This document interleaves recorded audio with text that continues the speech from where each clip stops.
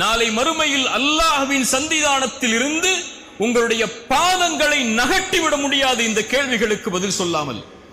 அல்லாஹ் 4 கேள்விகளை முன்வைப்பான். அந்த 4 கேள்விகளுக்கும் பதில் கூறாத வரை அல்லாஹ்வுடைய சன்னிதானத்தில் இருந்து உங்களுடைய பாதங்களை நகட்ட முடியாது. அல்லாஹ் கேட்பான் நாளை மறுமையில், அல்லாஹ் உனக்கு கொடுத்த இந்த வாழ்வை எப்படி கழித்தாய்? அல்லாஹ் கேட்பான் நாளை மறுமையில், அல்லாஹ் கொடுத்த கல்வியை எந்த அளவு செயல்படுத்தினாய்? கற்றாய் என்று அல்லாஹ் கேட்பதில்லை, கற்ற கல்வியை எந்த அளவு செயல்படுத்தினாய்? அல்லாஹ் கேட்பான் மூன்றாவதாக, அல்லாஹ் வழங்கிய செல்வத்தை எப்படி சம்பாதித்தாய்? தனி கேள்வி அல்லாது, அதோடு இணைந்த கேள்வி, சம்பாதித்த செல்வத்தை எப்படி செலவழித்தாய்? அல்லாஹ் கேட்பான் அடுத்து, அல்லாஹ் கொடுத்த உடல் வலிமையை எப்படி பயன்படுத்தினாய் என்று. இந்த அல்லாஹ்வுடைய தூதர் ஸல்லல்லாஹு அலைஹி வஸல்லம் அவர்கள் சொன்னார்கள், அல்லாஹ் வழங்குகின்ற வாழ்வாதாரத்தை